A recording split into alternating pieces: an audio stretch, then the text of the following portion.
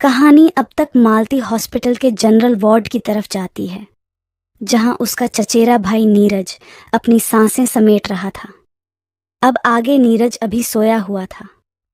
उसके आसपास के मशीनों की बीप मालती को वहां ज्यादा देर तक ठहरने नहीं देती है और वह कैबिन से बाहर आ जाती है। बाहर आते ही उसे दीना काका दिखे, जो एक टिफिन में मालती के लिए खाना लेकर आए थे। दीना काका ने रोज की तरह टिफिन मालती के पास रख दिया और जाने के लिए मोड़े ही थे।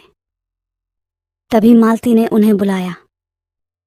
आप कौन हैं जो पिछले 3 दिन से मेरे लिए खाना ला रहे हैं?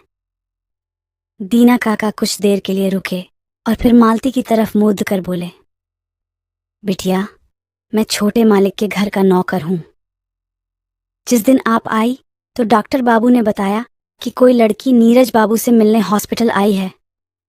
मुझे लगा कि उनके क्लाइंट्स में कोई लड़की होगी, पर यहां आकर जब आपका हाल देखा तो लगा कि आप उनकी कोई रिश्तेदार होंगी। डॉक्टर ने बताया, आप उस दिन सारी रात आईसीयू के बाहर खड़ी रही, पर आपने किसी से बात नहीं की। मैंने भी आपको बुलाने की बहुत कोशिश की, पर आप किसी की आवाज सुन ही नहीं रही थी। मालती ने कहा, वह मैं बहुत ज्यादा परेशान हो गई थी, पर अब नीरज ठीक है। डॉक्टर कह रहे हैं कि अब वह खतरे से बाहर हैं। फिर दीना काका ने बताया कि नीरज बाबू तो पिछले 8 सालों से ऐसे ही हैं, किसी से कुछ बोलते ही नहीं हैं और न ही कोई बात करते हैं, सिर्फ काम। और फिर हवेली आकर अपने रूम में डायरी लिखने बैठ जाते हैं और कई बार तो वह बिना खाना खाए ही सो जाते हैं। अच्छा, बढ़िया, अब मैं चलता हूं।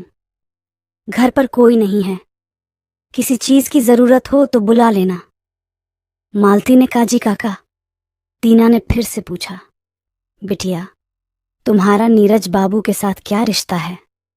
मालती हड़बड़ाते हुए बोली, जीव काका, मैं आपको फोन करके बता दूंगी जब कोई काम होगा। पता नहीं क्यों, पर मालती उनको बताना नहीं चाहती थी कि वह नीरज की छोटी बहन है। शायद इसलिए कि उसे अपने ही भाई से प्यार हो गया था। ये कहना अभी सही नहीं होगा। देखते हैं आगे की कहानी में क्या पता चलता है। दीना काका जाने के लिए मुड़े ही थे कि मालती ने पूछा, काका, यहां से हवेली कितनी दूर है? काका ने कहा, बेटा, गाड़ी से 10 से 15 मिनट लगते हैं बिटिया। तुम हवेली का लैंडलाइन नंबर ले लो ताकि कोई भी काम पड़ने पर तुम मुझे बोल सको। मालती ने हवेली का नंबर नोट किया और दीना काका वहां से चले गए। मालती ने टिफिन की तरफ देखा और उसे उठाकर वेटिंग हॉल में ले जाकर लंच करने लगी। आज कितने दिनों के बाद मालती ने मन से खाना खाया था। खाना खाकर वह नीरज के वार्ड में गई तो देखा नीरज अभी भी सोया हुआ था। मालती ने मोबाइल देखा तो 4 बजने को आए थे। मालती डॉक्टर के रूम की तरफ चल दी।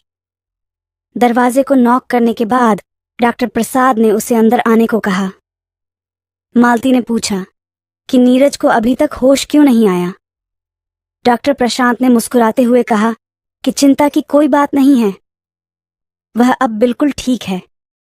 अभी दवाइयों का असर है। 15 से 20 घंटों में नीरज पूरी तरह नॉर्मल हो जाएगा। लेकिन हाँ, पूरी तरह से नॉर्मल लाइफ जीने के लिए 8 से 10 दिन लग जाएंगे। इतने दिन उसका काफी ध्यान रखना पड़ेगा। मेरे ख्याल से इतने दिन हॉस्पिटल में ही रहना सही रहेगा। यहां नर्स उसका ध्यान अच्छे से रख सकेंगी। मालती ने कहा, नहीं डॉक्टर, आप जितनी जल्दी हो सके भैया को डिस्चार्ज कर दें। मैं घर पर भाई का पूरा ध्यान रखूंगी।